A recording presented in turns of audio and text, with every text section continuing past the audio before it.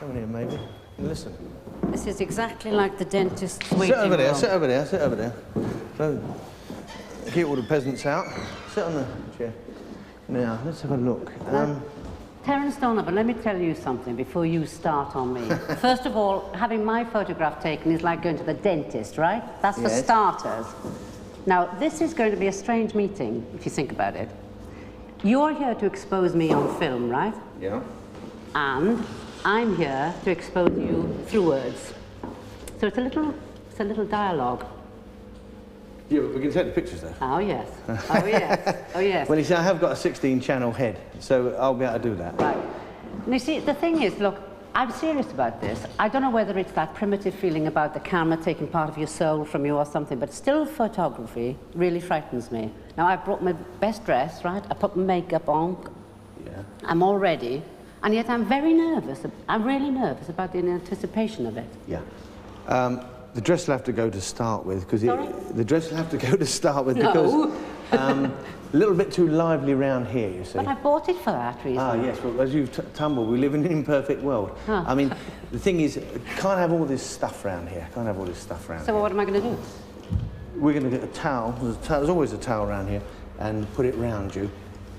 Just a bit of bare skin, you see. Better for the neckline. Oh, I see. Extends you.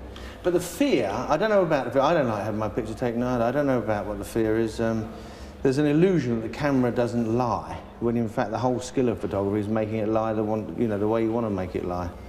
And people do get frightened. I did a job out in Kuwait where the Arabs don't like having their pictures taken, but if you smile at them while you're doing it, it's all right, you see. You know, when you say that, the camera never lies, but it does lie. What are you going to do to make your camera lie today when you take my photograph then? Well, all I've got is these, 28 years experience, and that's what I'm bringing on to the job. You see, the question is, there's something very, very tricky about photography. I don't know quite what it is. It's unquestionably a metaphysical process, because if I'm looking at your face now, compared with what I'm going to get when I make the print, it's different. But when you look at my face now, right, what are you going to be thinking about it? I mean, have you already sized me up as a character? Have you already... If I was doing it as a sort of editorial picture of you having written a book on Welsh poems in Swahili, I would probably make it very tough, you see. I wouldn't make any effort to make you look good looking. As I'm doing a picture just of you as a sort of, you know, put on the mantel shelf, I will attempt to make it as glamorous as I can, you know, that's what I get paid for. I'm not over concerned with the, as things are, I try to improve them.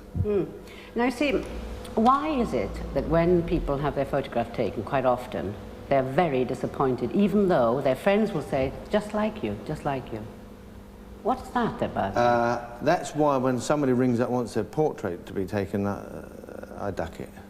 Well, because when a woman looks in a mirror, she knows how to shape her face, she knows how to get the light soft. We all know, you see, if you stop and look at yourself, you wonder why anything ever happens, because we all think we all look revolting, but what we see is in the mirror is a frozen image.